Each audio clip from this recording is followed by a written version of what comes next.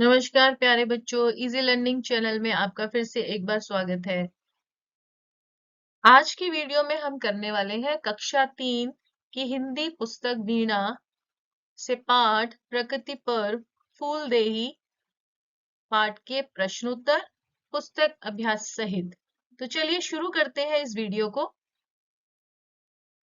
बच्चों, ये आपकी पुस्तक हिंदी वीणा का पृष्ठ संख्या 75 है और इसमें जो बातचीत के लिए प्रश्न है 1, 2, 3, 4, 5, इन प्रश्नों को हम एक एक करके हल करेंगे।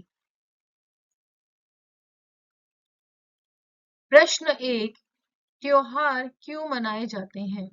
उत्तर, त्योहार हमें हमारी संस्कृति से जोड़ते हैं, साथ ही हमें प्रकृति को जानने और प्रेम करने का भी मौका देते हैं। त्योहार हमारे जीवन में खुशियां लेकर आते हैं। यह हमें एक दूसरे से जोड़ते हैं, जिससे हमारे अंदर सामाजिक सद्भावना का विकास होता है और एकता की भावना भी बढ़ती है। इसलिए त्योहार मनाए जाते हैं। प्रश्न 2, आपका प्रिय त्योहार कौन सा है? आप अपने अनुसार कोई भी लिख सकते हैं। मेरा जो प्रिय है, मैंने वो लिखा है दीपावली। प्रश्न 3, आप अपना प्रिय त्योहार कैसे मनाते हैं? देखिए, इस प्रश्न का उत्तर मैंने दीपावली के अनुसार लिखा है, क्योंकि मेरा प्रिय पर्व दीपावली है। आपका जो प्रिय पर्व होगा, आप उसके अनुसार उत्तर लिख सकते हैं। मैंने यहाँ लिखा है, मेरा प्रिय त्योहार दीपावली है। दीपावली के दिन मैं अपने घर को फूलों, दियों और बिजली की लड़ियां जलाकर सजाती हूँ। स्वादिष्ट मिठाइयाँ दूसरों को उपहार में देते हुए दीपावली की शुभकामनाएं भी देती हूँ। शाम को नए कपड़े पहनकर धन की और समृद्धि की देवी माँ लक्ष्मी की पूजा करती हूँ। फिर रात के खाने के बाद आतिशबाजी आदि परिवार व दोस्तों के साथ जलाती हूँ। प्रश्न 4, वसंत ऋतु के आगमन पर भारत में मनाए जाने वाले त्योहार कौन से हैं? उत्तर देखिए, इसमें हम लिख सकते हैं वसंत पंचमी, शिवरात्रि, श्री रामनवमी, बैसाखी और होली। तो यही इसका उत्तर हमने लिखा है। वसंत ऋतु के आगमन, आगमन होता है आने से, पर भारत में मनाए जाने वाले त्योहार वसंत पंचमी, महाशिवरात्रि, रामनवमी, बैसाखी और होली हैं।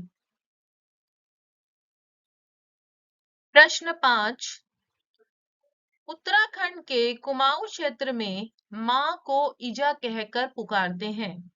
आप अपनी मां को क्या कहकर पुकारते हैं? आप अपने अनुसार लिख सकते हैं।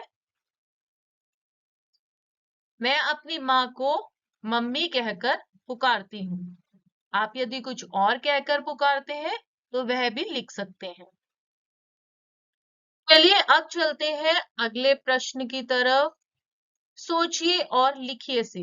तो पहला प्रश्न है हमारा, फुलारी किसे कहते हैं? प्रश्न 2, प्रश्न 3, प्रश्न 4, एक एक करके हम इन प्रश्नों को करेंगे। प्रश्न 1, फुलारी किसे कहते हैं? उत्तर, फुलारी बच्चों की उस टोली को कहते हैं जो वसंत ऋतु में उत्तराखंड में बुरांस और फ्योली, ये फूलों के नाम है, के फूल अपनी छोटी छोटी डलियों में इकट्ठा करती हैं। ये डलियां हैं टोकरियां। बच्चे लोगों के घरों के मुख्य द्वार की देहली पर इस फूलों को रख देते हैं। लोग इन बच्चों को अनाज और पैसे आदि देते हैं। जब बच्चे द्वार पर इन फूलों को रख देते हैं तो उनके बदले में बच्चों को अनाज और पैसे दिए जाते हैं। गुड़, चावल, अनाज आदि लेकर वे बच्चे अपने अनुसार कुछ व्यंजन बनवा लेते हैं। प्रश्न 2, फुलारी से मिले चावल और गुड़ से क्या क्या बनाया जाता है? जब बच्चे द्वार पर फूल डाल देते थे, बदले में उन्हें चावल, गुड़, अनाज मिलता था, तो वह उनसे कुछ ना कुछ स्वादिष्ट व्यंजन बना लेते थे। जैसे जो उनको चावल और गुड़ मिलता था उसके बदले में वह हलवा बनवाते थे, छोई रोटी बनवाते थे और पापड़ी बनवाते थे। तो यही हम लिखेंगे।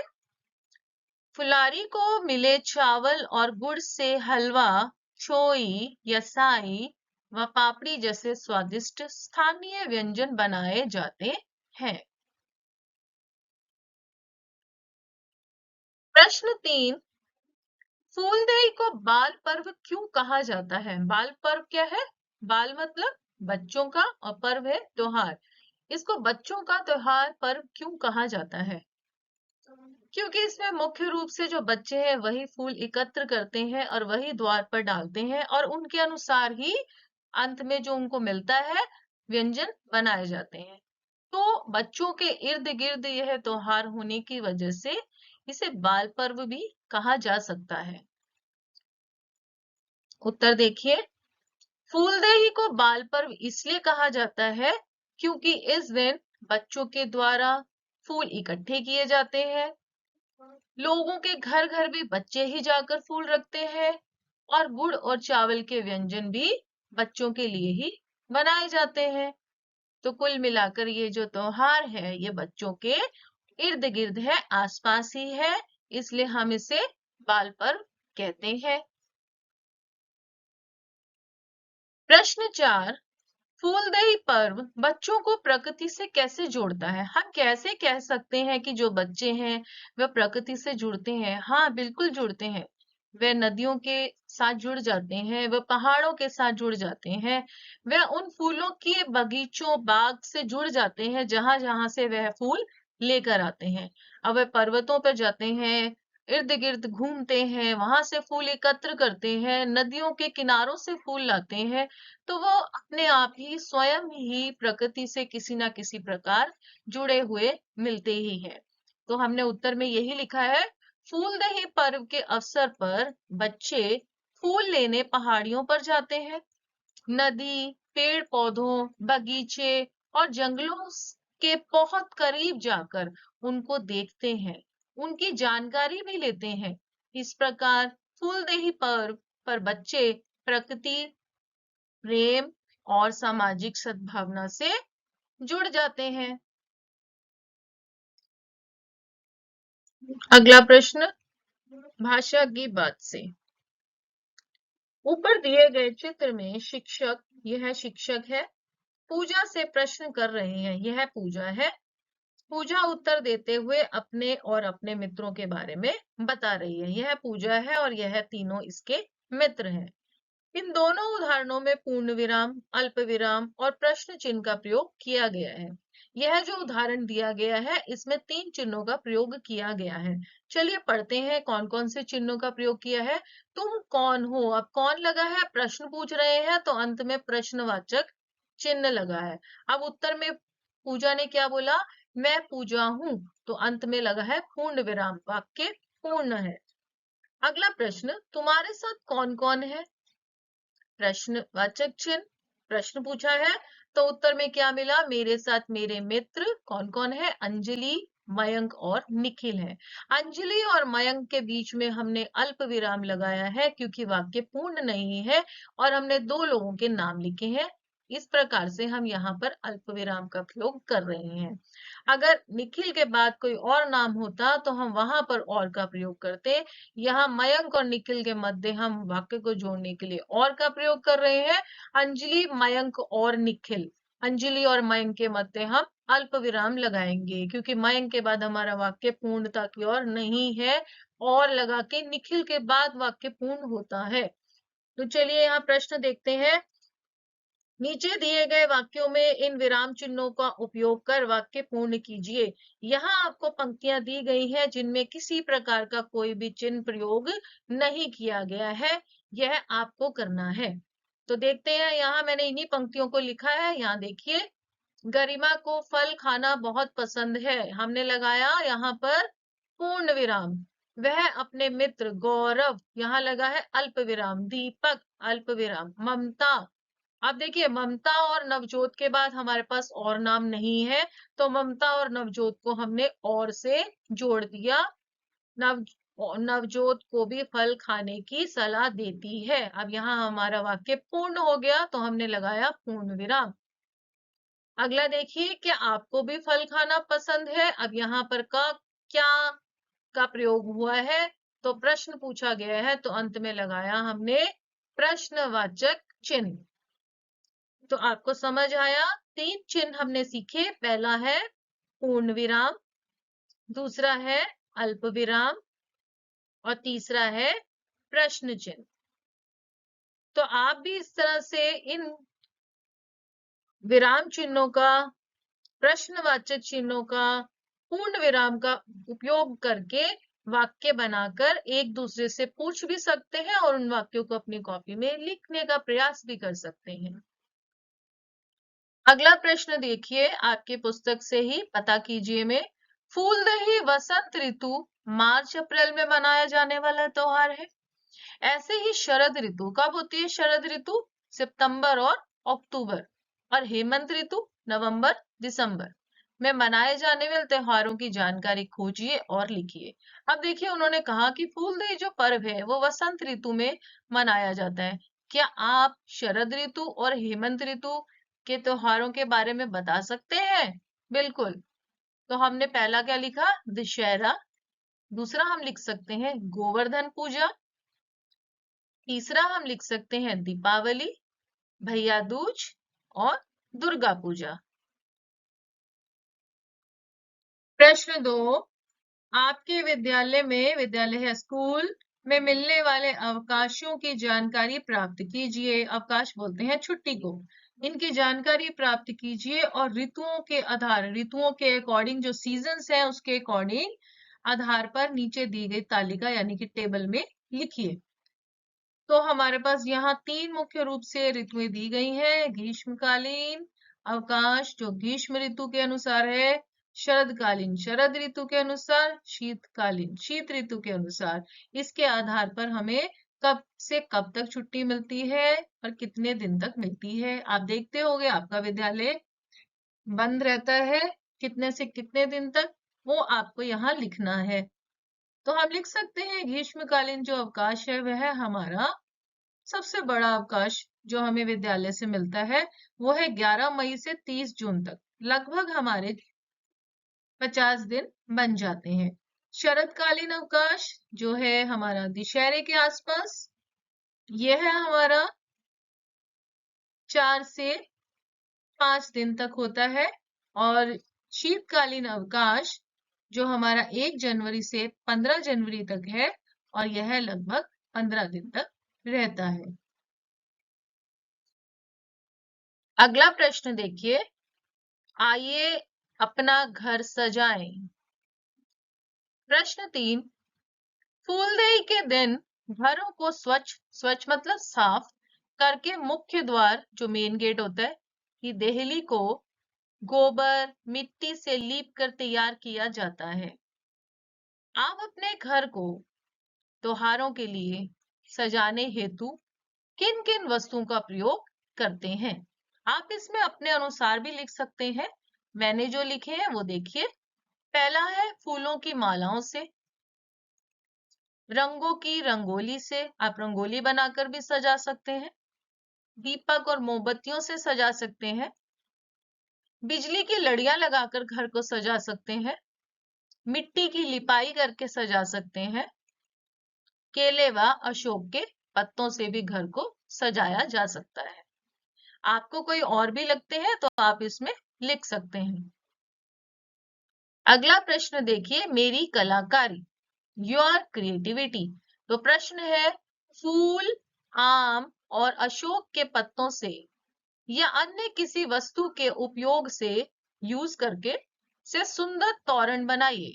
देखिए, तोरण क्या होता है? जब हम दरवाजे के मेन गेट पर मुख्य द्वार पर इस तरह से टांग देते हैं, हम बनाते हैं ना ऐसे, दिवाली पे तो बनाते ही हैं। फूल, आम, फूल का प्रयोग करते हैं, आम का करते हैं, आम के जो पत्ते होते हैं, अशोक के पत्ते होते हैं, इनका उपयोग तो मुख्य रूप से किया ही जाता है। इसके अलावा भी बहुत तरह की चीजें हैं बाजार में जो आप प्रयोग करके तोरण बना सकते हैं। ये आपकी एक क्रियाकलाप है, एक्टिविटी है, इसको आप प्रयास कीजिएगा करने का। बनने के बाद आपके तोरण बहुत ही सुंदर तरह से दिखते हैं, आप चित्र में देख सकते हैं। यहाँ फूलों का और अशोक के पत्तों का प्रयोग किया गया है। अगला देखिए, ये बहुत ही साधारण से उदाहरण दिए हैं जो बच्चे आसानी से बना सकते हैं और बहुत सुंदर लगते हैं ये द्वार पर टंगे हुए। तो आप प्रयास कीजिएगा। कल्पना कीजिए से प्रश्न एक, मधुरानी एक दिन उद्यान में गई। उद्यान बोलते हैं बगीचे को जहाँ फूल खिले होते हैं। वह बहुत प्रसन्न थी, खुश थी। वहां उसे मिली सूरजमुखी बहन और सूरज मामा। सोचकर लिखिए वे तीनों आपस में क्या बातचीत कर रहे होंगे। तो आपको इनकी बातचीत लिखनी है, किस किस की, मधुरानी की, सूरजमुखी बहन की और सूरज मामा की। तो लिख सकते हैं हम पहला, जैसे ही मधुरानी उद्यान में आती है वो बोलती है वाह कितना सुंदर है यह फूल। दूसरा, फूल तो मेरे कारण ही खिले हैं। सूरज मामा ने बोला कि ये जो फूल है मेरे कारण ही खिले हैं। अब सूरजमुखी बहन कहती है सही बोल रहे हैं आप। अब मधुरानी बोलती है अच्छा सूरज मामा तो सबको जीवन देते हैं। उसने कहा सूरज मामा तो सबको जीवन देते हैं। सूरज ने क्या बोला, यह तो मेरा काम है। अब सूरजमुखी बहन कहती है मेरे लिए तो दोनों ही जरूरी हैं। आप अपने अनुसार कोई और बातचीत भी लिख सकते हैं। मैंने यह नंबर दिए हैं ताकि आप इनको नंबरों के अनुसार ही पढ़े, तभी समझ आएगा कि ये आपस में तीनों क्या बात कर रहे हैं। आइए जानिए। देखिए इस पाठ में आपको केवल फूलदेही पर्व के बारे में ही जानकारी नहीं मिलती है। फूलदेही पर्व बच्चों से जुड़ा हुआ तो है ही, साथ ही यह हमें उत्तराखंड की जानकारी भी देता है। अब आपने देखा फूलदेही में मुख्य रूप से फूलों का प्रयोग किया जाता है और फूल भी जो मुख्य रूप से है वो बुरास और फियोली के फूल ही हैं। अब ये बुरांस और फ्योली के फूल जो है उनकी जानकारी यहाँ इस पृष्ठ पर दी गई है। चलिए इसे पढ़ते हैं। बुरांस के फूल लाल रंग के होते हैं जो गर्मी के मौसम में आते हैं। यह देखने में बहुत सुंदर लगते हैं। इनका उपयोग दवाई बनाने के लिए किया जाता है।